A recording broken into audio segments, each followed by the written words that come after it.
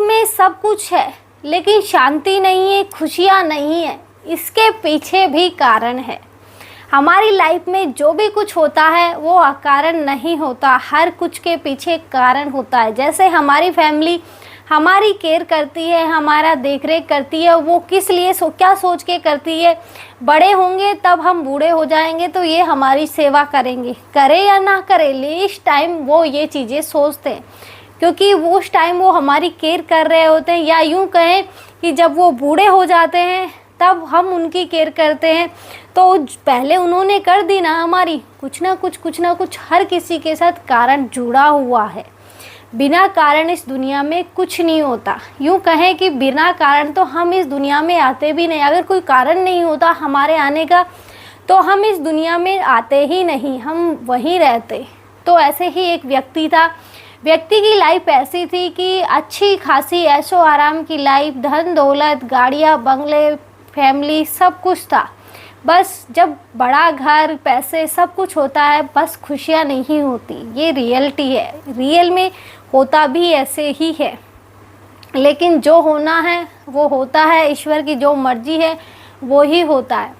तो ऐसे ही व्यक्ति की लाइफ चल रही थी। एक दिन फैमिली वालों ने एक पूजा रखी, बच्चे, बीवी, यूँ कहें कि सारी फैमिली मिलके पंडित जी को बुलाया था पूजा के लिए। अब जो घर का कमाने वाला मेंबर था वो आया। अब उसने मना कर दिया, मेरी इच्छा नहीं है पूजा वूजा करने की, तुम कर लो। तो फैमिली ने मिलके पूजा करी। अब व्यक्ति इतना अशांत था कि उसका मन कर रहा था कि जैसे मुझे कुछ हो गया है। बहुत सी बार हमको भी लगता है ऐसे, हम भले पैसे वाले ना हो या हो वो डिपेंड नहीं करता। बहुत सी बार जब हम शाम का टाइम होता है, सुबह का टाइम होता है, तो ऐसे लगता है जैसे कुछ नहीं हो रहा लाइफ में, सब कुछ बिखरा सा लगता है। जैसे शाम हो जाती है तो ऐसे लगता है जैसे बोरिंग लाइफ हो गई। बहुत सी बार ऐसा लगता है, हर किसी को लगता है। तो ऐसे ही इस व्यक्ति को भी लग रहा था कि पता नहीं लाइफ में चल क्या रहा है, कुछ समझ नहीं आ रहा। सब कुछ होते हुए भी खुशी नहीं होती वो वाली कि मैं घर आऊँ, घर आने की खुशी है। बस ये होता है कि बस काम करूँ, काम से मन हटते ही ऐसे उदास सा होके बैठ जाता हूँ। तो उसने अपने नौकर को आवाज़ लगाई, मुझे एक गिलास में पानी ला के दे। तो नौकर ने पानी ला के दिया। उसने पानी पिया तो उसने फिर सोचा कि मेरा मन कुछ घबरा रहा है। तो उसने फिर से नौकर को बुलाया, नौकर से बोला कि तुम डॉक्टर को बुलाओ। तो उसने बोला कि मालिक आप तो ठीक हो, डॉक्टर को बुला के क्या करना है। उसने बोला कि मैं बोल रहा हूँ ना, डॉक्टर को बुलाओ, मुझे लग रहा है मेरी तबीयत ख़राब है, इसलिए सबसे अच्छे डॉक्टर को बुलाओ। तो नौकर ने, अब नौकर है, आज्ञा का पालन करना उसका धर्म है, या यूँ कहें कि सैलरी उन्हीं से मिलेगी तो जो वो बोलेंगे वही करेगा। तो उन्होंने नौकर को बुलाया। फैमिली अभी पूजा पाठ में लगी हुई थी, उन्हें डिस्टर्ब करना नहीं चाहता था वो। तो डॉक्टर आया। डॉक्टर ने सब कुछ बोला, आप नॉर्मल हो, कुछ नहीं हुआ आपको, आप एकदम स्वस्थ हो। तो उसने बोला नहीं मुझे कुछ हुआ है। बहुत सी बार ऐसा हर किसी को लगता है, हर किसी की लाइफ में ऐसा दिन आता है जब उसे खुद लगता है कि मैं बीमार हूँ। तो ऐसे ही उसे भी लग रहा था कि मैं बीमार हूँ, मुझे कुछ हुआ है। तो डॉक्टर ने भी मना कर दिया। फिर वो नहीं मुझे कुछ दवाई दो, कि कुछ हुआ ही नहीं है तो दवाई कैसे दे दूँ, ये मेरी उसके खिलाफ है कि मैं आपको बिना मतलब कुछ कारण के दवाई नहीं दे सकता। तो डॉक्टर ने साफ मना कर दिया कि मैं आपको दवाई नहीं दे सकता। डॉक्टर चला गया। अब व्यक्ति बेचारा वहीं का वहीं की वैसे ही घबराहट, वैसे ही बेचैनी, कुछ करने का मन नहीं, उदास। अब उसने सोचा क्यों ना चलो बाहर घूम के आता हूँ। अब सुबह से ये सब चीज़ें चल रही थी, शाम हो चुकी थी, यूँ कहें कि रात के 10-11 भी बज चुके थे।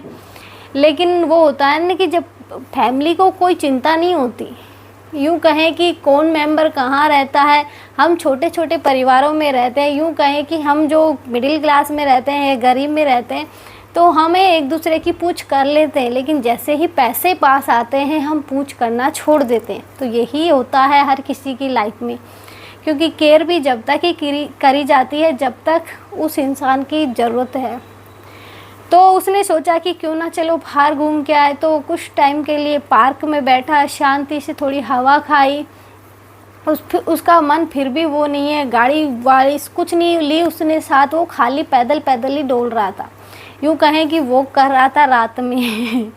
तो उसने थोड़ा आगे सोचा कि थोड़ा आगे चल के देखते हैं, तो थोड़ा आगे गया। यूँ कहें कि रात के बज गए होंगे, कम से कम 3 साढ़े 3 बज गए होंगे। तो उसे अचानक से वो झुग्गी, वो होता है ना झुग्गियाँ बना के लेडीज, वो जो रहते हैं फैमिली वाले झुग्गियों में रहते हैं, कच्चे झोपड़ा सा बना के रहते हैं, तो उनमें से एक में से आवाज़ आ रही थी, एक लेडीज के रोने की आ रही थी। तो उसने सुना कि कोई रो रहा है और कोई लेडीज रो रही है, ऐसी आवाज़ आ रही है, लेकिन इतनी रात में क्यों रो रही है, ये क्या दिक्कत है इसको। तो उसने उस टाइम इग्नोर किया, लेकिन कुछ ही देर में वो होता, हमारे माइंड में भी आता है जब कुछ चीज़ें हो रही होती हैं तो हमें भी लगता है एक बार देख लेना चाहिए। जैसे पड़ोस में लड़ाई हो रही होती है तो हमारा मन करता है एक बार देख लेते हैं, पता नहीं कोई ज़रूरत पड़ जाए, या यूँ कहें कि बहुत सी बार हम अपने ही इंटरेस्ट के लिए देखने चले जाते हैं। तो उसने भी सोचा कि कोई नहीं, एक बार देख लेता हूँ। तो उसने जाके देखा तो एक लेडीज उस झोपड़ी में रो रही थी। तो उसने लेडीज से झोपड़ी में अब दरवाज़ा तो है नहीं, खटखटाया क्या। तो उसने बोला लेडीज से कि क्षमा कीजिएगा, मैं आपको बिना बताए आ गया, आप मुझे बता सकते हैं आप क्यों रो रही है। तो लेडीज ने बोला कि ऐसे ऐसे मेरी बेटी बीमार है और उसके ऑपरेशन में बहुत सारे पैसे खर्च होने वाले हैं, और डॉक्टर ने बोला है कि अगर पैसों का इंतज़ाम नहीं हुआ तो ये मर जाएगी, और पैसों के अलावा हम बिना पैसों के ऑपरेशन नहीं कर सकते। तो उसने बोला कि कोई नहीं, अब उसने हाँ किया कि कोई बात नहीं, मैं तुम्हारी बेटी का ऑपरेशन करवाता हूँ। तो उसने देखा और वो रोते हुए चुप हो गई। लेकिन अब जो मेन पॉइंट है वो अब आगे निकल के आने वाला है कि ये सब होना पहले से तय था। किस तरह से लेडीज ने जैसे ही रोना बंद किया तो उसने बोला कि आदमी ने पूछा कि आप इतनी रात में क्यों रो रही थी, पहले ये बता दीजिए।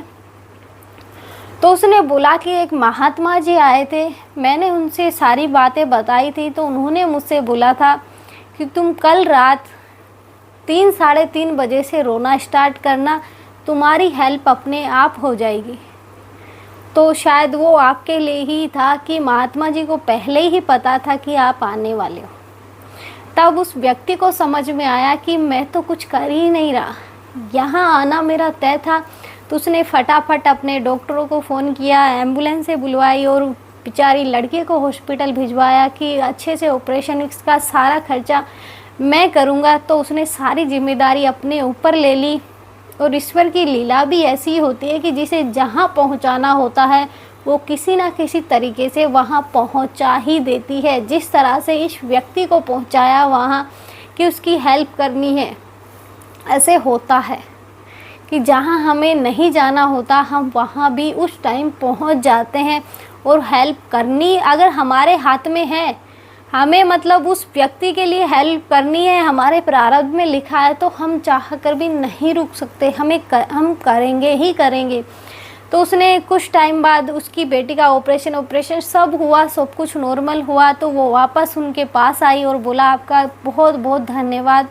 तो उन्होंने बोला कि अब आपको कहीं जाने की ज़रूरत नहीं है, मैंने अपने जो कंपनी है उसी में आपके लिए एक कंपनी वाले अलग से एक वो देते हैं क्वार्टर, तो आपके लिए वहाँ व्यवस्था कर दी है। आप अपनी बेटी के साथ वहाँ रहिए, कंपनी में आप जॉब करिए आराम से और अपनी लाइफ जिए।